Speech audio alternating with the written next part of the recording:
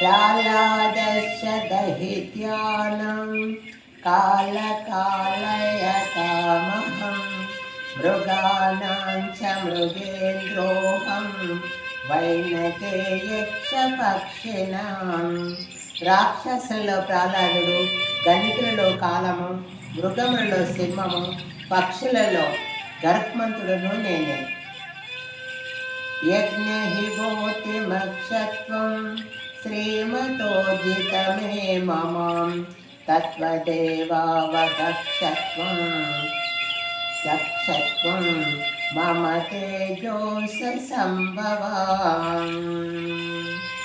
తేజోవంతమైన, శక్తివంతమైన, సుందరమైన సృష్టిలోని ఏ వస్తువైనా, చిన్నదైనా పెద్దదైనా, అది నా యొక్క తేజస్సు వలనే పుట్టినదని తెలుసుకొనము. అర్జున, ఇట్లు నా వైభవము కానీ నీకు తెలిపి ఉన్నాను. ఇంతకన్నా విపూర్ణముగా చెప్పి ప్రయోజనమేమి?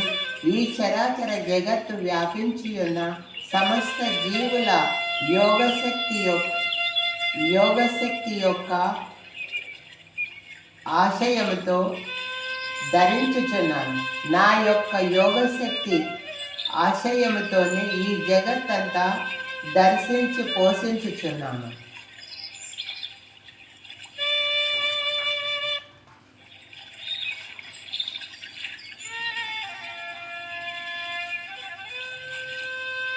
పక్షమే పార్థరూపాణి శతశోధసహస్రశా నానావిధాని దివ్యాని నానావర్ణాని కృతేని చ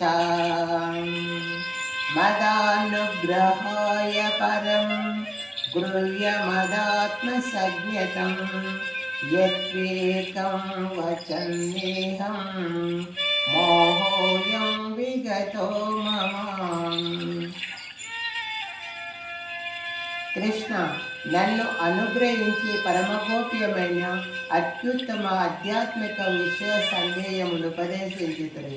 నీవు దయతో నాకు చెప్పిన బోధనను వినటం వలన అజ్ఞానం చేత కలిగిన నా మోహము తొలగిపోయినది.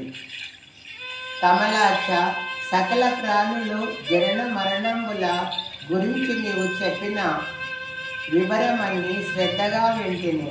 సమస్త లోకములు ఉత్పత్తి ప్రళయమునకు మూలమగు నీ మహిమాను లక్షణమైన వైభవములను గ్రహించి తిని.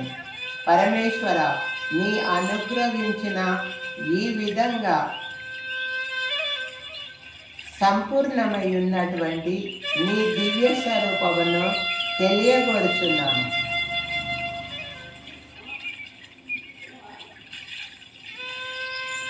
ప్రియమైన ఓ పార్త, వందల కొద్ది వేల కొద్ది విధంబుల గల శోభానమాన్యమగు నన్ను నా స్వరూపమును చూడమను.